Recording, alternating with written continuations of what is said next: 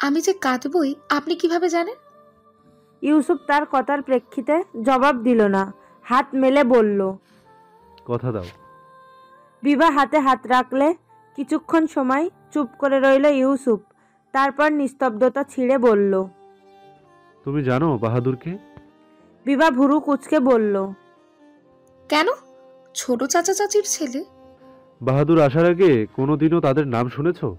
এমনকি আজ অব্দিও বাড়িতে কখনো ওনাদের কথা নিয়ে কথা হয় না। কেন জানো? ওনাদের সাথে আমাদের পরিবার সব সম্পর্ক ছিন্ন করেছিল। কেন করেছিল তা জানো? কারণ ওনারা সম্পর্ক আপন চাচাতো ভাই বোন ছিলেন, ঠিক আমাদের মতো। এটুকু বলেই থেমে গেল ইউসুফ। বিভা অবুঝ নয়, ইউসুফের কথার মানে সে বুঝতে পারল।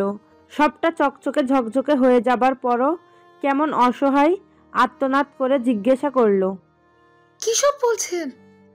ইউসুফ বিভার দিকে তাকালো না, জানালার কাছের ভেতর দিয়ে বাইরে তাকিয়ে বলতে থাকলো, আমাদের দাদুরা দুই ভাই ছিলেন। দাদা বড় ছিলেন। দাদার ঘরে আমাদের বাবারা তিনজন, আর দাদার ছোট ভাইয়ের ঘরে এক মেয়ে। সেই একমাত্র মেয়েই হলেন বাহাদুরের মা, অর্থাৎ আমাদের ছোট চাচি। ছোট চাচা আর তিনি একে অপরকে ভালোবাসতেন।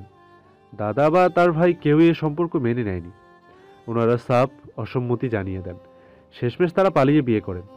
দাদা ছোট চাচাকে তেজ্যপুত্র ঘোষণা করেছিলেন। চাচি একমাত্র সন্তান হবার পরও তার বাবা কোনোদিন আদুরের মেয়ের খোঁজ নেননি। গ্রামে জানাজানি হয় সহজেই। তখনও হয়েছিল আমাদের রক্ষণশীল বনদী পরিবার। দাদা তাকে বউ নিয়ে বাড়িতে উঠতে দেননি। ছোট চাচা শহরে চলে যান। বছর তিনেকের মাথায় বাহাদুর জন্ম নেয়। বাহাদুরের 1 বছর পূর্ণ না হতেই ট্রলার দুর্ঘটনায় চাচা চাচি মারা যান। একসাথেই মারা যান। বাহাদুর ভাগ্যক্রমে বেঁচে গিয়েছিল। দাদারা দুজনই তখন মারা গিয়েছেন। আমাদের বাবারা বাহাদুরকে নিয়ে আসেন। চাচা চাচির কবর কোথায় তাও তাদের দেখার ভাগ্য হয়নি। এত বড় পরিবার, মা বাবার স্নেহ থেকে চাচা চাচি বঞ্চিত হয়েছিলেন কেবল এই ভালোবাসার অপরাধে। জেনে শুনে এমন অপরাধে আমি কিভাবে তোমাকে জড়াবো বিভা, বলো? আমাদের এত হাসি খুশি পরিবারে এমন নির্মমতার পুনরাবৃত্তি আমি চাই না বিভা। আমি তোমাকে ভালোবাসি, এটা যেমন সত্যি, আমি তোমাকে পাবো না এটা ঠিক তেমনই একটা সত্য। বিচ্ছেদ দরকার নেই বিভা, ভালোবাসাটাই না হোক।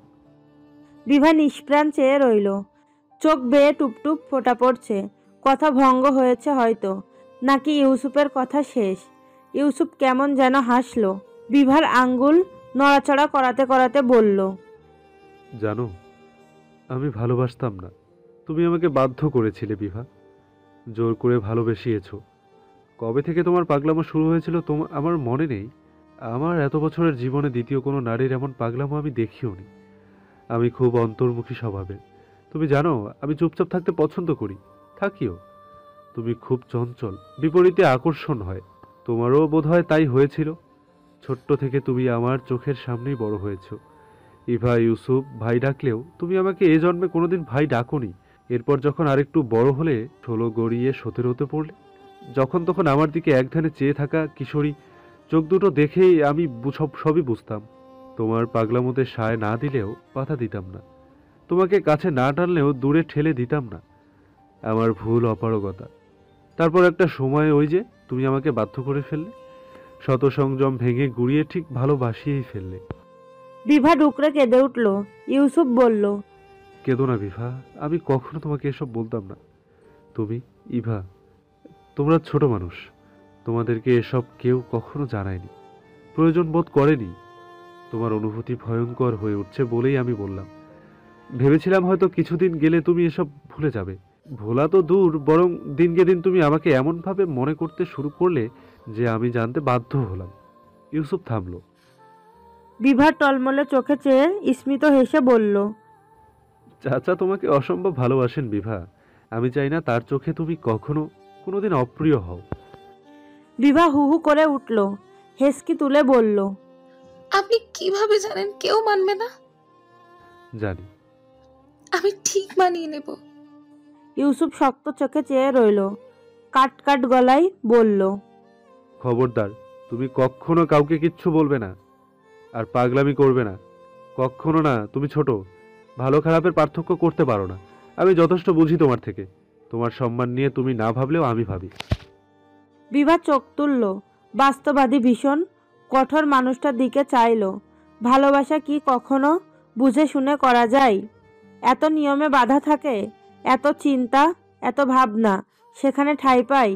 বিভা আর প্রশ্ন করল না, বুকে গাল লেপটে দিয়ে চোখ বুঝলো। মাথা ব্যথা করছে খুব তার। লতানো দেহটা কেমন নরম হাতে আগলে ধরেছে ইউসুফ। বিড়বিড় করে বলল, এ জীবনে সহস্রবার তোমাকে স্পর্শ করার অভিপ্রায় আমি মুখ বুঝে মাটি চাপা দিয়েছি। তোমার চোখের পানি মুছতে চেয়েও বারে বারে হাত গুটিয়ে নিয়েছি। যেখানে তোমার ভেজা চোখেই আমার সহ্য হয় না, সেখানে নিজে তোমার চোখের পানির কারণ হয়েছি। সহজ মনে করছো? করছে না তো। তোমার শরীর খারাপ লাগছে? এত কাঁদলে কেন? বিভার উত্তর পাওয়া গেল না। তার ছোট্ট শরীরটা আগলে নিয়ে এক চরম অন্তর্মুখী মানুষ প্রহর গুনল। কাঁদতে কাঁদতে একসময় ইউসুফের চওড়া বুকটাতেই শিশুর মতো ঘুমিয়ে পড়ল বিভা। নিহারিকা কাটিয়ে পূর্ব আকাশে নতুন সূর্যের আলতা রাঙা সুপ্রভা ছড়িয়ে পড়তে আরম্ভ করেছে মাত্র। বিভার ঘুম হালকা হলো। অন্ধকার ঘরে প্রত্যয়ের মায়া আলো ঢুকে পড়েছে। বিভার টনক নড়ল। মাথার নিচে নরম বালিশের অস্তিত্বে টের পেতেই ধরপড়িয়ে উঠে বসল সে। ইউসুফ কোথায়? তার কাছেই না ঘুমিয়েছিল। সরিয়ে দিয়েছে। সব কেমন ঝাপসাটে লাগছে। ঠান্ডায় গলা বসে গেছে। দু হাতে মাথা চেপে ধরে কপাল কুঁচকালো বিভা। একটু পরেই বুঝতে পারল এটা তার ঘর। পরনে কাল রাতের কালো জামাটা, গায়ে লেপ টেনে দেওয়া হয়েছিল। মন ধাতস্থ হলো কিছুটা। ইউসুফ শুইয়ে দিয়ে গিয়েছে হয়তো। মিনিট 10 সেভাবেই বসে রইল সে। তারপর একটু একটু করে নেমে দাঁড়ালো। পড়ার টেবিলের এক কোণে বিষাদ রঙা কাছের চুড়িগুলো রেখে দেওয়া। আচ্ছা, বিষাদের রং কি কালো? বিভা আচমকাই ডুকরে উঠল। খণ্ডিত বিখণ্ডিত মনে চুড়িগুলো হাতে তুলে নিল। সেদিনের পর দুরন্ত ছটফটে বিভা অস্বাভাবিক রকমের চুপচাপ হয়ে গেল। দিনরাত 24 ঘন্টা তাকে আর সারা বাড়ির অকাজ করে বেড়াতে দেখা গেল না। অবিশ্রান্ত উঠতে থাকা ছোট্ট প্রজাপতির রঙিন দানা দুটোই হঠাৎ অসুখ করলো যেন। ক্রমশ ব্যঙ্গে হতে শুরু করলো তারা। এক সময় ফিকে পানসে হয়ে উড়া বন্ধ করে দিল। দিন গড়ালো। বিভার চোখের মলিনতা গাঢ় থেকে গাঢ় বর্ণ ধারণ করলো। বাড়িতে মরিচ বাতি জ্বালানো হচ্ছে। কর্মরত লোকের হাক ডাকে সুপ্রভাতের নিস্তবতা হাওয়ায় উবে গেছে। উঠোন থেকে ইউসুফের চড়া গলা ভেসে আসছে। তখন থেকে সে শটান দাঁড়িয়ে দাঁড়িয়ে দিক নির্দেশনা দিচ্ছে। ঘুম থেকে উঠে গায়ে হালকা বেগুনি রঙের শাল জড়িয়ে উঠানে এসে দাঁড়ালো ইভা। শালটা ভীষণ সুন্দর। হালকা বেগুনি মিশ্রণ জমিয়ে গাঢ় বেগুনি সুতোর কাজ। একটু এগোতেই পেলব সূর্য কিরণ ঘন আখি পল্লব স্পর্শ করল। চোখ বুজে এলো ইভার। চোখের পাতা পিটপিট করতে করতেই ইউসুফের পাশে গিয়ে দাঁড়ালো। ইউসুফ এক নজর ফিরে তাকালো। ইভার গায়ের মোটা শালটা লক্ষ্য করে হেসে ফেলল। এই রোদের মধ্যেও তো ঠান্ডা লাগছে রে ইভা। ইভা প্রায় বন্ধ চোখ দুটো মেলার চেষ্টা করে ইউসুফের দিকে চাইল। সফল হলো না। ইউসুফ অবস্থান বদলিয়ে তাকে আড়াল করে দাঁড়ায়। এবার সক্ষম হয় ইভা। চোখের উপর ছায়া পড়ে। কিছুক্ষণ চুপচাপ দাঁড়িয়ে থেকে জিভ দিয়ে ঠোঁট ভেজালো সে। ফিস ফিস করে ডাকলো, ইউসুফ ভাই। ইউসুফ তাকালো। ইভার ডাকার ভঙ্গি দেখে মনে হলো সে খুব দুর্গেই গোপন কিছু বলবে। চোখের ভাষা ছুরির মতো ধারালো ঠেকেছে। ইউসুফ কপালে ভাঁজ ফেলল। একটু ঝুঁকে গেল। ইভার মতো ফিসফিসিয়াই বলল, বল, জরুরি কিছু? ইভা ঢোক গিলে গলা ভেজায়। আশেপাশে দেখে নেয়। চোখ ভর্তি প্রখর সংশয়ের মিছিল। বসিয়ে পূর্বের ন্যায় ফিসফিস করে জিজ্ঞেস করে, আপনি আপার সাথে কি করেছেন বলেন তো? আপা আজকাল এত চুপচাপ থাকে কেন? ইউসুফের কর্ণকুহর কাঁপল। ভ্রু কুঁচকে মিলিয়ে গেল চট করে। চোখ মুখে অদ্ভুত শিথিলতার সৃষ্টি। সরাতে সরাতে আলগোছে সে উত্তর দিল, আমি কি করব? উত্তর দিয়েই একবার বাড়ির ভিতর তাকালো ইউসুফ। বিভা খাবার টেবিলে বসে আছে। সামনে প্লেট রাখা, তবে খাচ্ছে না। নাড়াচাড়া করছে। ইউসুফ চোখ সরিয়ে নেয়। ইভা ভ্রু কুঁচকালো।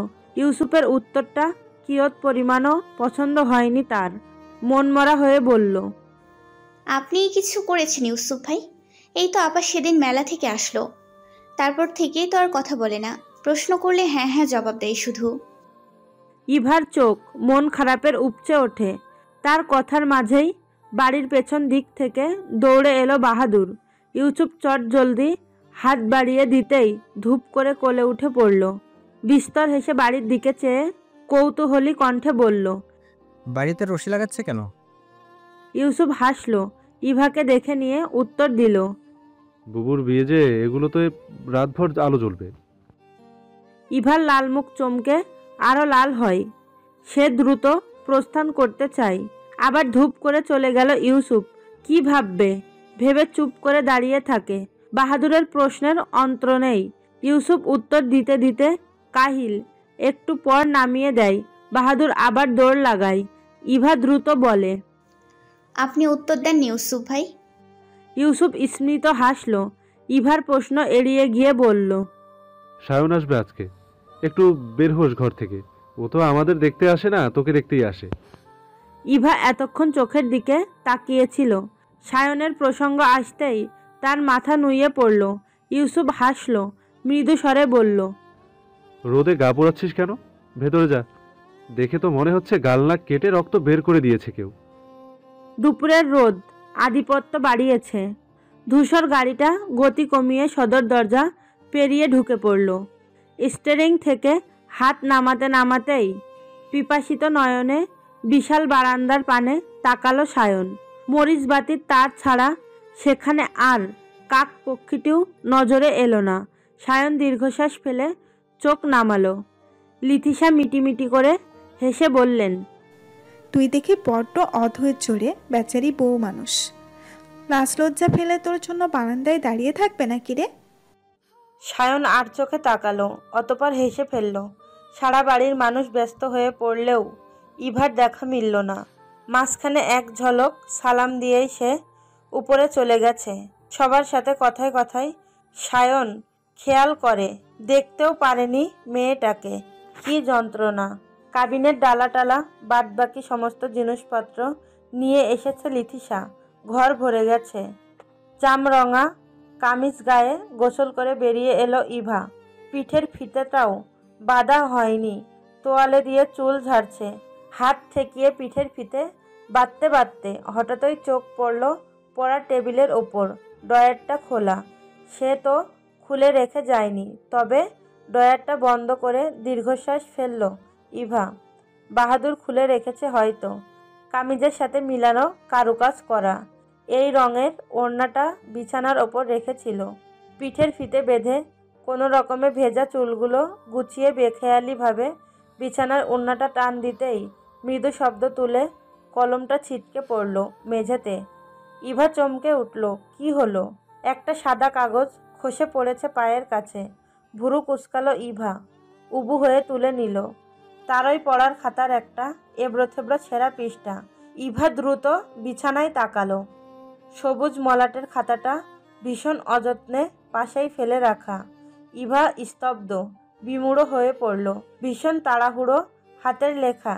সেখানে দুটো লাইন লেখা হয়েছে, আমার হাত পায়ের পশম কি বেশি বড় হয়ে গেছে ইভা বিনতে নেওয়াজ? বাঘ ভাল্লুক মনে হয় দেখে। ইভা থমকালো। হাসি পেল খুব। কাপা হাতে কাগজ উল্টাতেই হাসি মিলিয়ে গেল তার। হাত পা ক্রমশ অনায়ত্ত অবশ হয়ে এলো। বিকট লজ্জায় কানের লতি রক্তবরণ ধারণ করল। কালো কালি সদ্য লেখা অক্ষরগুলোতে নিষ্পলক চেয়ে রইল সে।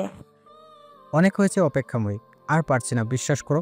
ব্যস্ত শহরের ইট পাথর আমার শ্বাসরুদ্ধ হয় রূপবতী।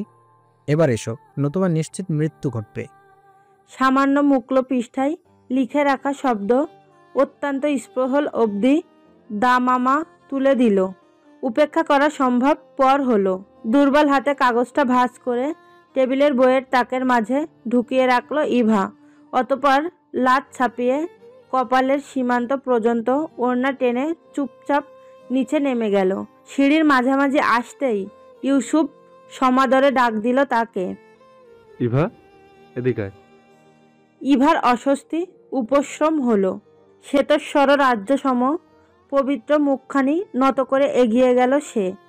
কোথায় বসবে বোঝার আগেই ইউসুফ হাত টেনে নিজের পাশে বসিয়ে দিল। ভাইয়ের কর্মকাণ্ডের কারণটা গুনে গুনে সেকেন্ড কয়েক পরই ধরতে পারল ইভা।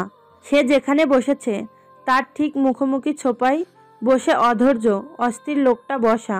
না তাকিয়েও বোঝা গেল সমস্ত অভিনিবেশ তার ওপরই ঘোরাফেরা করছে আপাদমস্তক সর্বাঙ্গে। ইভার গলা শুকিয়ে এলো। পারিবারিক আলাপে মন বসল না, বারে বারে ঢোক গিলে অন্যদিকে চেয়ে রইল সে। মনে মনে সহস্রাধিকবার ইউসুফকে শাসাতে ভুলল না এক মুহূর্তের জন্য। খাবার টেবিলে জুড়ে তেজি রোদের ছটা আসছে। দুপুরে গ্রীষ্ম, অথচ সন্ধ্যা নামতেই মোটা কাপড় ছাড়া বেরোনো যায় না। ইউসুফ সরফরাজের মাঝের চেয়ারটায় বসেছে ইভা, কোলে বাহাদুর।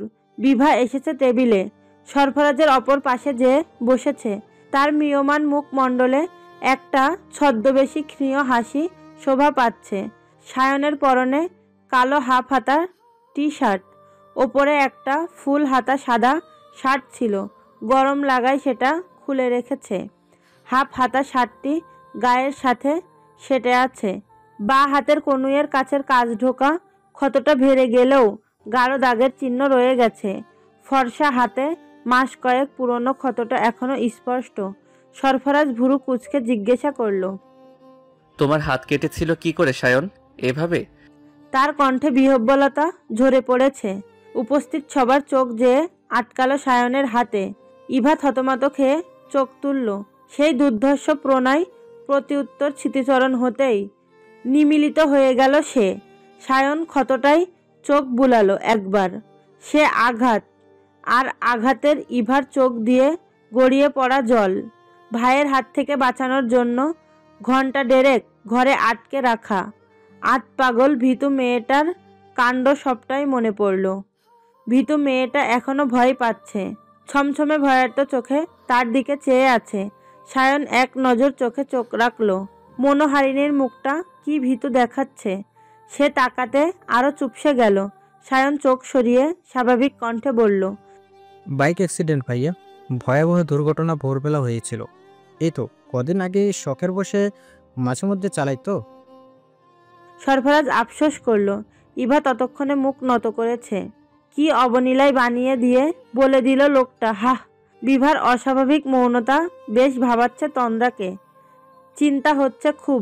মেয়েটার ঘরে গেলেই দেখা হয় ঘুমিয়ে আছে, নয়তো শুয়ে শুয়ে চোখ মেলে রেখেছে।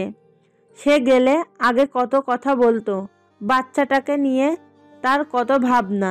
সপ্তাহখানেক ধরে ঘর থেকে বের হয় না তেমন। সে নিজে থেকে গেলেও। ভালো আছি ভাবি, শরীর ভালো? জিজ্ঞাসা করেই চুপ হয়ে যায়। তাছাড়া আরও কিছু সে লক্ষ্য করেছে। ভাবনাটা সেখানেই প্রখরতা ধারণ করেছে। সরফরাজ পাঞ্জাবি খুলে রেখে বাথরুমে গেছে। বাইরে সন্ধ্যা গড়িয়েছে, অন্ধকার তমছন্ন সন্ধ্যা। কিন্তু বাইরের অন্ধকার নেই। বাড়িতে মরিচ বাতির সোনালি আলো জ্বালিয়ে দেওয়া হয়েছে। তন্দ্রা আচ্ছন্ন হয়ে ভাবতে ভাবতে পাঞ্জাবি ভাঁজ করছে। মুখ ধুয়ে বেরিয়ে এলো সরফরাজ। তন্দ্রা তয়লে এগিয়ে দিয়ে বিছানায় বসলো। মুখ ধুতে গিয়ে গলা কাঁধ ভিজিয়ে ফেলেছে সরফরাজ। গরম রঙা ত্বকের পানির ছিটে ফোঁটা মুছে নিচ্ছিল সে। তন্দ্রা হঠাৎই বলল, এবার বিয়ে তো দিয়ে দিচ্ছেন, বিভা ইউসুফের কথা ভেবেছেন? সরফরাজ একবার তাকালো। তন্দ্রা উত্তরের অপেক্ষায় তার দিকে চেয়ে আছে। মুখ ফিরিয়ে গা মুছতে মুছতে উত্তর দিল, ওদের বিয়ে ওদের সময় মতো হবে। তাছাড়া ইভার বিয়ে তো তাড়াতাড়ি হচ্ছে। ওকে আমি কখনোই এই ছোট বয়সে বিয়ে দিতাম না। নেহাতি সায়ন অন্যরকম বলে, আর বিভার বিয়ে আরও পরে দিব। বাড়ি খালি হয়ে যাবে আমার। বাকি ইউসুফ, ও তো ছেলে মানুষ, ওকে তো আর ধরে বেঁধে বিয়ে দিবে না। চাচা চাচি যখন ওর মন চাবে তখন করবে। বলেই তোয়ালে রেখে তন্দ্রার মাথায় বার দুয়েক চাপড় মারল। সরফরাজ নরম হেসে বলল, বুঝেছ? তন্দ্রা আমতা আমতা করল, ইতস্তভাবে বলল, আমি আলাদা বলিনি। আপনি বড় মানুষ, আপনি কি কিছুই লক্ষ্য করেননি? সরফরাজ ভুরু কুচকালো। কয়েক সেকেন্ড বিমূঢ় চেয়ে থেকে হো হো করে হেসে ফেলল। হাসতে হাসতে বলল, কি সব বলছো তনু, তুমিও না কি যে বলো। তন্দ্রা অসহায়ের মতো চেয়ে রইল, চোখ দুটোতে রাজ্যসম চিন্তা। অলিন্দ ফাঁকা আলোয় ভেসেছে বাতি, এখনো নিভানো হয়নি। বহুদূর থেকে বনিয়াদি বাড়ির আম্বুরে ঘেরা আলোকসজ্জা চোখে বিঁধতে বাধ্য। ইউসুফ বুকে দুহাত ভাঁজ করে বারান্দায় দাঁড়িয়ে আছে। দিকবিদিক ছেড়ে তারাহীন নীলিমায় আবদ্ধ হয়ে আছে তার পুরুষ চোখ। হরিদ্রাব আলোর মোলায়েম দীপ্ত ছায়া তার উজ্জ্বল বর্ণ মুখে শোভা পাচ্ছে। দীর্ঘদেহী মানুষটার প্রতিবিম্ব পড়েছে পিছে। ঘড়ির কাঁটা নিঃশব্দে হবার কাঁটাই ঘূর্ণায়মান, কিন্তু অক্ষি পাতায় বাক্যলতা থাকলে সাধ্ধিকার। বিভা তেমন একটা ঘর ছেড়ে বেরোয় না। বাইরে ঘোরাফেরা অতিমাত্রায় কমে গিয়েছে। আকাশ দেখা হয় না, মন খারাপও হয় না, কান্নাও পায় না। শূন্য শূন্য লাগে কেবল।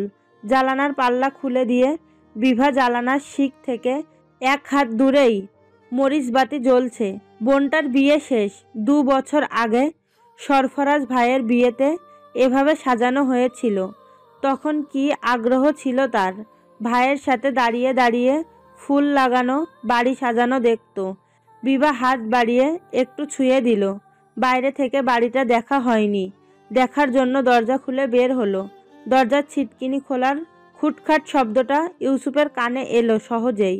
বিভার ঘরটা ইভার ঘরের পাশে। এই বারান্দার দিকে 3টা ঘর। কোনার ঘরটা সরফরাজের, মাঝেরটা ইভার, তার পরেরটা বিভার। শরীর না ঘুরিয়ে কেবল ঘাটটা ঘোরালো ইউসুফ। কয়েক মুহূর্ত নীরবতা, অতপর হৃদয়ী হরণ হিয়া ঝলসে গেল। ইউসুফের শির দ্বারা বেয়ে প্রবল গতিতে বিদ্যুৎ খেলে গেল যেন। চোখ নামিয়ে ধীর গতিতে পা থেকে মাথা পর্যন্ত দেখে শুকনো ঢোক গিলল সে।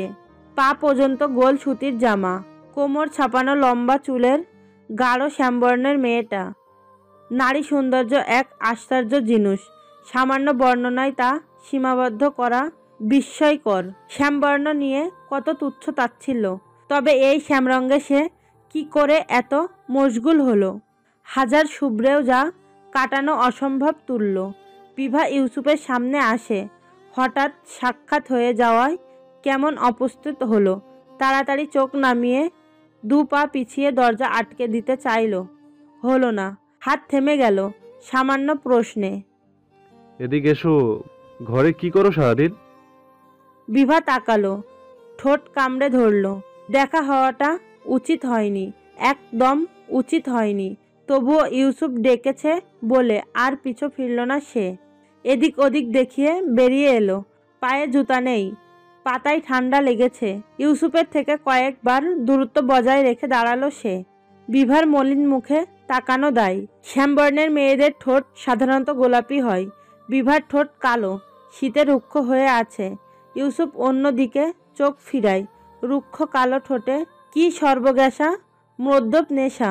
বিভা রেলিংয়ে হাত রেখে নিচের দিকে ঝুঁকে বলল, বেশ সুন্দর সাজিয়েছেন তো। তার প্রাণহীন কণ্ঠে সামান্য হাসি ধরা দিয়েছে তখন। ইউসুফ মুখ ফিরিয়ে বিভার দিকে তাকালো। তার কষ্ট হয়, আস্তে করে বলে, তুমি আমার চুপচাপ থাকো না। কেন? ওপাশ থেকে উত্তর এলো না। দারোয়ান চাচা ঝিমাচ্ছে, এখান থেকে দেখা যায়। গাছের পাতাও নড়ছে না। অনেকক্ষণ পর ইউসুফ বলল, ভালোবাসি তো। তুমি সব সময় শুনতে চাইতে না? এই যে বলছি ভালোবাসি, কিন্তু পাওয়ার সাহস নেই। এই অধমকে তুমি ক্ষমা করো বিভা। ভালোবাসা পেতে গিয়ে তোমার জীবনটা নরক বানাতে চাই না। আমার জন্য হলেও এমন চুপ করে থাকো না বিভা। বিভার ঠোঁট কাঁপল। ধীর পায়ে এগিয়ে আস্তে করে ইউসুফের কাছে মিশে গেল সে। 2 হাতে বাচ্চাদের মতো পিঠ জড়িয়ে ধরে, বুকে মাথা রেখে নিষ্প্রাপ কণ্ঠে বলে, বিশ্বাস করেন, আপনাকে আমি বেশি ভালোবাসি। আমার মতো করে আপনি কখনোই ভালোবাসতে পারবেন না, কোনো দিন পারবেন না, কখনো না। ইভা 2 দিকে 2 হাত মেলে বসে আছে। খোলা দরজা দিয়ে ঝলমলে আলো ঢুকে পড়ছে ঘরে। বাহিরে উজ্জ্বল বিকেল। জলপাই রঙের কামিজের হাতটা বাহু পর্যন্ত তোলা, চুলে শক্ত করে খোপা, দুটো মেয়ে তার দুপাশে বসে মেহেদি লাগাচ্ছে। মেয়ে দুটো গ্রামেরই, কথাবার্তা হয় না যদিও, তবে সে চেনে। তন্দ্রা ঘরে ঢোকে। ইভা মেহেদির দিকে তাকিয়েছিল। তন্দ্রা আশায় তাড়াতাড়ি মুখ তুলে বলে, ভাবি আপা কোথায়? তন্দ্রা ভ্রু কুচকালো। বিভা এখানেও আসেনি, দুপুরে খাবার টেবিলেও খেতে যায়নি। মেয়েটা উপোস রয়ে আছে। ইভাকে ডাকছি বলে সে বেরিয়ে গেল। এই বিকেল বেলায় ঘর অন্ধকার করে রেখেছে মেয়েটা। দরজার ছিটকিনি নামানো ছিল। তন্দ্রা টোকা না দিয়েই ঢুকলো। বিছানায় কাঁথা মুড়িয়ে গুটি গুটি হয়ে শুয়ে আছে বিভা। ঘুমাচ্ছে নাকি? তন্দ্রা যেয়ে কপালে হাত রাখলো। সাথে সাথেই চোখ মেলে তাকালো বিভা। হকচকিত হয়ে একটু ভয় পেল। সে বুঝতে পারেনি ঘরে কেউ এসেছে। কী সব ভাবছিল। তন্দ্রার মুখ দেখে শান্ত হলো। জেগে জেগে শুয়ে আছিস কেন? ওঠ, চল আমার সাথে। ইভাকে মেহেদি পড়াচ্ছে, তুই পড়বি না? আয়। বিভা আমতা আমতা করে বলল, ভাবি শরীর ভালো লাগছে না, এখন না যাই? তন্দ্রা এক হাতে কোমরে স্লাইড ধরে ঝুঁকে গেল। বিভার চুলে আঙ্গুল চালিয়ে বলল, শরীর খারাপ? আগে বলিসনি কেন? দুপুরেও খেলি না, কি হয়েছে? তন্দ্রার কষ্ট হচ্ছে দেখে বিভা নিজেই উঠে বসে। চুলের খোপা বাঁধতে বাঁধতে বলে, তুমি বসো ভাবি, আমার কিচ্ছু হয়নি, মুখটা ধুয়ে আসি তারপরে যাচ্ছি। তন্দ্রাকে বসিয়ে বালিশের পাশ থেকে চুলের কাঁটাটা খোপায় গুজে নিল বিভা। গায়ের কাঁথা সরাবে তার আগেই হুট করে তার গায়ে হাত রাখলো তন্দ্রা। চোখ ভরে দেখে নরম গলায় বলল, তোর কি হয়েছে সোনা? বিভা যেন ধরা পড়ল অপরাধীর মতো থমকালো। মমতা মাখা কণ্ঠে তার ভেতরটা চুরমার হয়ে গেল। চোখ নামিয়ে এলোমেলো কণ্ঠে বলল, কিছু হয়নি ভাবি। চোখে পানি চলে এসেছে। তন্দ্রা হাত ধরল, শক্ত করে বলল, আমাকে বল বিভা, আমি বুঝতে পারছি কিছু একটা হয়েছে, বল। এরপর আর পারা গেল না। ভীষণ আবেগী মেয়েটা আচমকায় খরস্রোতা নদীর মতো জড়িয়ে ধরল তন্দ্রা। এতদিনে চেপে রাখা কান্নার জোয়ারের মতো আছড়ে এলো। তন্দ্রার চোখ আতঙ্কিত হয়ে গেল। মাথার পিঠে হাত বুলিয়ে দিতে দিতে সে অস্থির হয়ে বলল, কি হয়েছে সোনা? হাত ভরে মেহেদি দেওয়া হয়ে গেছে ইভার। ডান হাতের তালুর দিকে ছোট্ট করে একটা অংশ ফাঁকা রাখা, ছেলের নাম লিখবে বলে। আঙ্গুলগুলোতে একটু বাকি ছিল, ততটুকু দিয়ে শেষ করে ইভার দিকে তাকালো। সেই হাতে মেহেদি লাগানো মেয়েটা। বাইরে সন্ধ্যা নেমেছে। খাটের পিছে মাথা ঠেকিয়ে ইভা প্রায় ঘুমিয়ে পড়েছিল। মেয়েটা আস্তে করে ডাক দিলে সে সজাগ হলো। সজাগ হয়ে বসে হাতের দিকে চেয়ে বলল, শেষ। মেয়েটা ইশারায় জানালো। অতপর মুচকি হেসে নামটা জিজ্ঞেস করলো। ইভা আমতা আমতা করলো কিছুক্ষণ। শেষমেশ বুঝে আসা গলায় মিনমিন করে উত্তর দিল, সায়ন, ওনার নাম সায়ন। দিলান্তের ক্লান্তিমান নীলাকাশ দিগন্ত অন্ধকার হয়েছে। হাত ভর্তি মেহেদি নিয়েই ঘুমের খাতায় নাম লিখিয়েছে ইভা। বালিশে অবিন্যস্ত ভঙ্গিতে হেলিয়ে আছে তার মাথা। শক্ত খোপাটা এখনো খুলেনি। বাহাদুর দুরন্ত বেগে ঘরে ঢুকেই আচমকা পা টেনে গতি থামিয়ে দিল। দক্ষিণের জানালা খোলা। ঠান্ডা ইভার চেহারা লাল হয়ে গেছে। বাহাদুর পা টিপে টিপে যেয়ে জানালার কাছে দাঁড়ালো। আবছা কুহেলিকার দলকে মনে মনে ধমকে দিয়ে জানালা আটকে পর্দা টেনে দিল। তারপর খাটের কাছে যেয়ে নিজের ছোট্ট হাত দুটো দিয়ে বহু কষ্টে প্রাণপ্রিয় বুবুর মাথাটা সোজা করে এক নজর হাসল। বুবুটা অবিকল পুতুলের মতো। ঘুমিয়ে থাকলে বোঝা যায় না এটা একটা কথা বলা জলজ্যান্ত মানুষ। বাহাদুর আঙ্গুলের ডগা দিয়ে ইভার আখি পল্লব ছুঁয়ে দিল। ইভা পিটপিট করে চোখ কাঁপতেই দুর্দান্ত হাসির ঝলক খেলে গেল বাহাদুরের ঠোঁট জুড়ে। বন্ধ ঘরে কোমল নারী হৃদয়ের অবাধ অশ্রু ঝরানোর তরঙ্গ প্রতিধ্বনিত হচ্ছে। তন্দ্রা মুখ হা করে শ্বাস নিল। চোখ বুঝতেই বুঝল পাপড়ি ভিজে গেছে। কোনো রকমে বিভাকে ছাড়িয়ে দু হাতের আজলায় কৃষ্ণনত মুখখানি তুলে ধরল সে। কি অসহনীয় যন্ত্রণা চোখ দুটোতে। কাউকে মুখ ফুটে বলতেও পারেনি মেয়েটা। তন্দ্রা টেবিল থেকে পানির গ্লাস তুলে নিল, হাত দিয়ে চোখের পানি মুছে দিয়ে বলল, আর কাঁদে না, দেখি একটু পানি খাতো। দম নিতে পারছিস না সোনা? বিভাকে কান্না থামানোর চেষ্টা করলো। পানি খেতে গেলে ঠিক মতো খেতেও পারল না, কান্নার দমকে পড়ে পড়ে গেল। তন্দ্রা জোর করল না, পানির গ্লাসটা নামিয়ে শাড়ির আঁচলে মুখ মুছিয়ে দিল। আহ্লাদি গলায় বলল, আর কাঁদবি না কেমন? তোর ভাইজান। তন্দ্রার কথা ফুরালো না। বিভার মনে ঘটা করে ভয়ের সন্ধ্যা নামলো। দ্রুত বেগে তন্দ্রার হাত দুটো মুঠোয় টেনে বলল, ভাবি, ভাবি দোহাই লাগে, তুমি ভাইজানকে কিচ্ছু বলবে না ভাবি। আজ বাদে কাল ইভার বিয়ে, মানুষটা ছোট হয়ে যাবে সবার চোখে, বাড়িতে অশান্তি লেগে যাবে ভাবি। তন্দ্রা বুঝলো অবুঝ মেয়েটার ভয়। ঠোঁটের আগায় এক চিলতে নিষ্প্লাব হাসি এনে ধ্রুব কণ্ঠে বলল, তোর ভাই তোকে কত ভালোবাসে তুই এখনো জানিস না সোনা? আন্দাজও নেই। তোর বোন কষ্ট পাচ্ছে শুনলে জান প্রাণ এক করে দিবে মানুষটা। চিনি আমি তাকে। বিভা নিঃসহায় চোখে চেয়ে রইল। সত্যিই কি ভাইজান কিছু বলবে? কিছু বলে দেখুক না একবার ভাবি। ভাইজান ভাবিকে খুব ভালোবাসেন, সে বললে কি একবার শুনবে না? বিগত ঘন্টা খানেক যাবৎ তৃষিত হৃদয়ের সমস্ত অভিযোগ নিংড়ে দিয়েছে বিভা। অষ্টদশী মন তার আবেগ গোছাতে অপারগ। শক্ত মানুষটার কড়া শাসনের বারণ নিষেধ মানেনি। মানুষটা কি রাগ করবে? দরজার ছিটকিনি দেওয়া।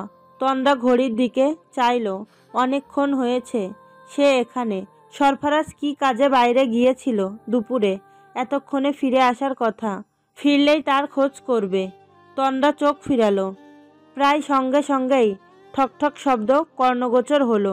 গভীর পুরুষ কণ্ঠতা ধীর গলায় বলল, বিভা, তোর ভাবি কোথায়? তোর ঘরে? বিভাকে আতঙ্কিত দেখালো। দ্রুত চোখ মুছে নিতে নিতে ভীত অস্ফুট স্বরে বলল, ভাবি, ভাইজান। তন্দ্রার মধ্যে বিশেষ কোনো পরিবর্তন দেখা গেল না। সে আলগোছে গলা উঁচিয়ে বলল, আমি এখানেই, আপনি যান, আমি আসছি। সরফরাজের কণ্ঠ শোনা গেল না আর। জুতোর শব্দ মিলিয়ে গেল। সরফরাজ আলমারি বন্ধ করলো। তন্দ্রা ঘরে ঢুকেছে। ঘরে ঢুকে সে সরফরাজের দিকে তাকালো না। বিছানায় যেয়ে বসলো।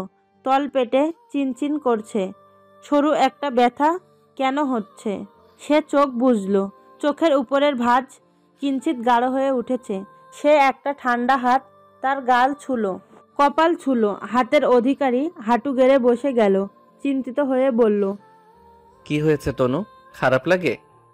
তন্দ্রা চোখ মেলে সরফরাজের চোখে চেয়ে মৃদু হেসে বলল, একটু ব্যথা হচ্ছিল। কেন? তন্দ্রা হেসে ফেলল।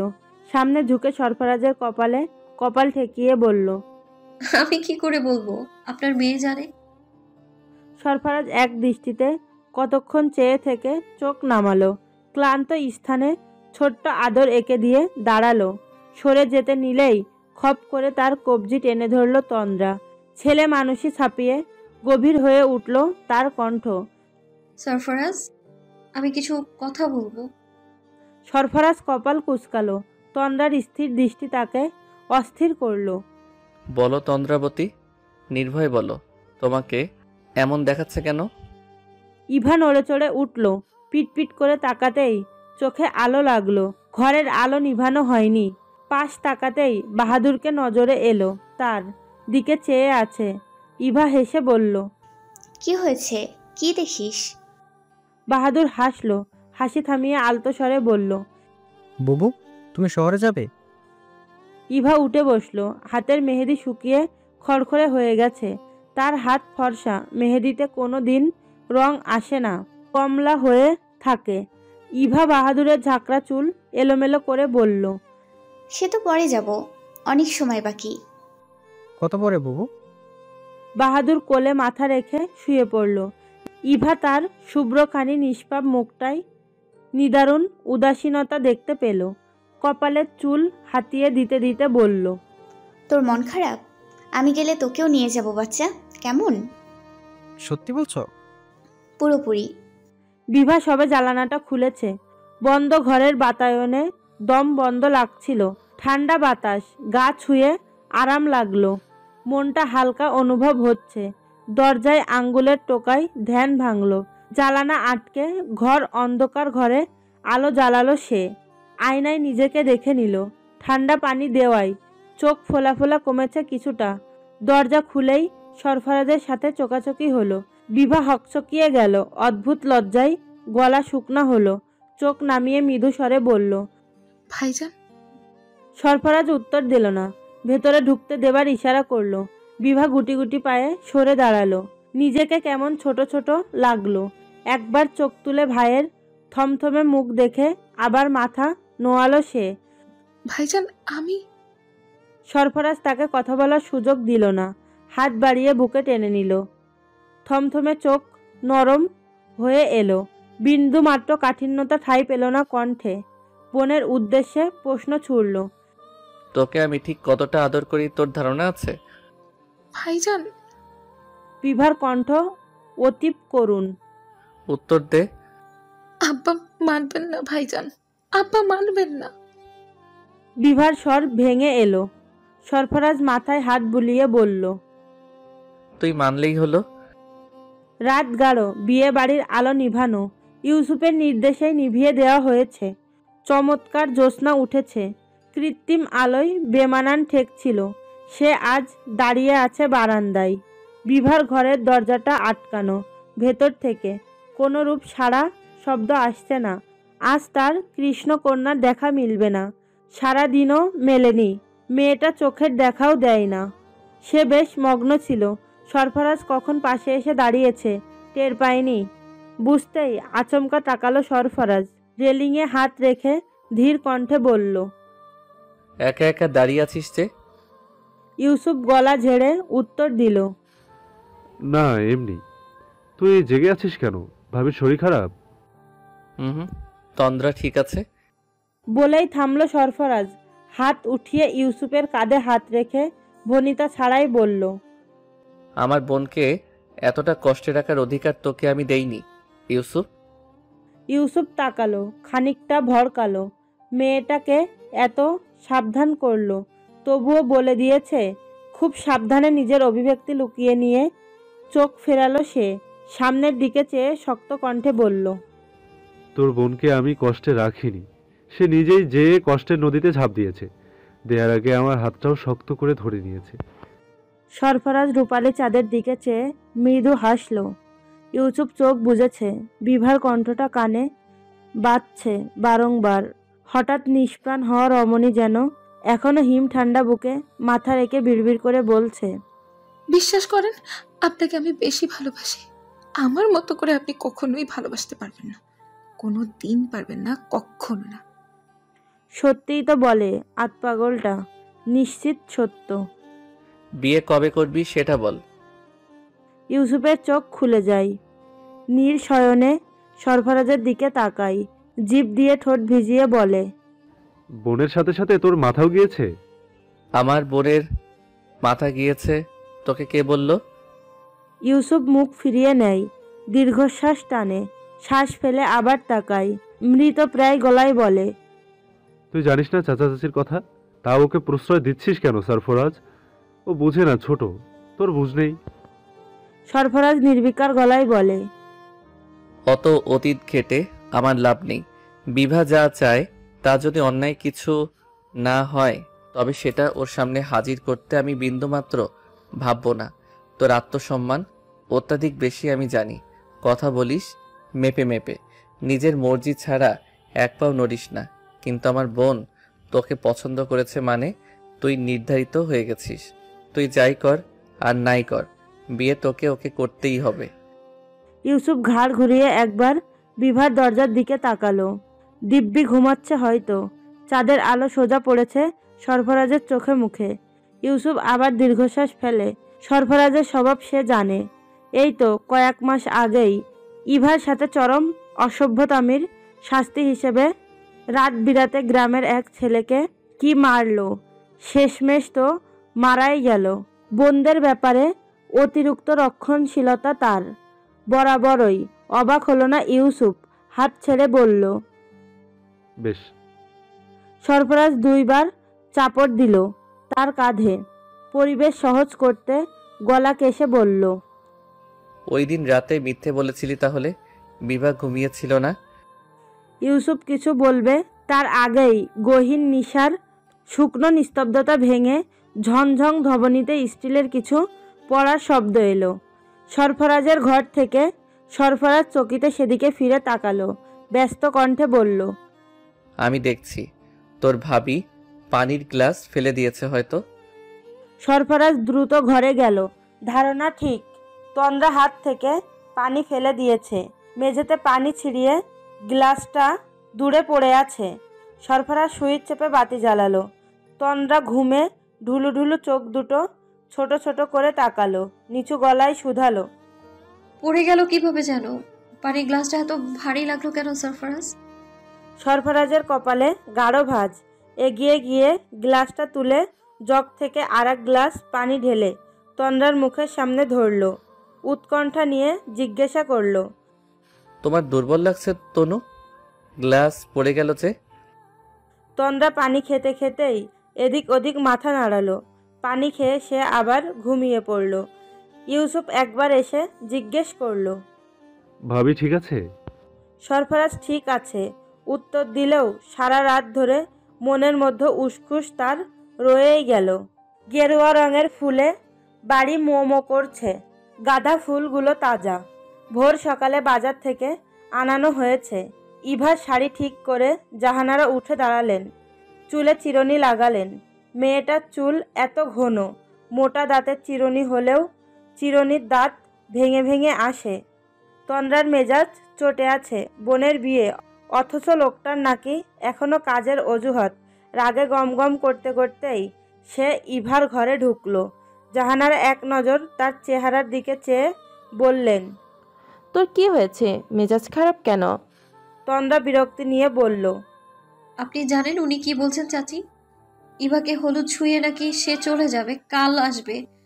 এত ব্যস্ত একটা দিনে উনি কি করে বাড়ি থেকে যেতে পারেন? কি এত জরুরি কাজ বলেন তো? ইভা ঠোঁট গোল করে বলল, ভাইজান থাকবে না? তন্দ্রার নীরব চোখে রাগ ঝরে পড়েছে। জাহানারা আস্তে করে বললেন, খুব জরুরি বলেই হয়তো যাচ্ছে বৌমা, রাগ করো না। কাজের ফাঁকে এক ঝলক জাহানারাকে ডেকে নিল সরফরাজ। অতি দূরে বসে থাকা অর্ধাঙ্গিনীর দিকে চেয়ে বলল, আমি গেলে ওর একটু খেয়াল রেখো চাচি, শরীরটা খারাপ। মেহমানদের মাঝে বেশি দৌড়াদৌড়ি করতে দিও না। তুমি কিছু বলে বুঝিয়ে ঘরেই রেখো, কথা শুনতে চাই না তো। তখন দিকপ্রহর গড়িয়ে এক ফালি কাচের মতো স্বচ্ছ রোদ সবুজ উঠানে একপাশে হয়ে ছড়িয়ে পড়েছে। সূর্যের রং কমলাটে। নিরুদ্দেশের পশ্চিম কোণে সবে খানিকটা লালাব রং ধরেছে। বাতাবরণে নিরুত্তাপের অনুছোঁয়া। হলুদের গোসল শেষে ঠান্ডায় কাবু হয়ে গেছে হলদে কোণে। শাড়ি বদলে তার গায়ে এখন সিঁদুর রাঙা কামিজ। ছোট্ট পেলব দেহ মুড়িয়ে আছে তুলো নরম লেপের তলায়। বিয়ে বাড়ির কোলাহল তার কর্ণ অবধি পৌঁছাচ্ছে না। গালের নিচে হাত, চোখের পাতা বন্ধ। বিয়ের বধূ আড়ম্বর ফেলে গভীর ঘুম। ভেজা এলো কেশ বালিশে ছড়ানো। ইউসুফকে দরজার বাইরে দেখেই বিভা সচেতন হলো, সাবধানে চোখ বাঁচালো। সে ইভার মাথার পাশে বসে আছে। দরজাটার হালকা ফাঁকা ফাঁকা দিয়েই ইউসুফের মুখের এক পাশ দেখা যাচ্ছে। কানে ফোন, কথা বলছে, কণ্ঠ শোনা যাচ্ছে, তবে কি বলছে স্পষ্ট বোঝা যাচ্ছে না। জাহানারা চাচি একটু আগে ঢুকে তাড়াহুড়াই দরজাটা পুরোপুরি আটকায়নি। মনোযোগ দিয়ে আলমারিতে কি যেন গুছিয়ে রাখছেন তিনি। বিভা আরেকবার চাইল। ইউসুফ কথা বলতে বলতে হঠাৎই এদিকে তাকিয়ে ফেলল।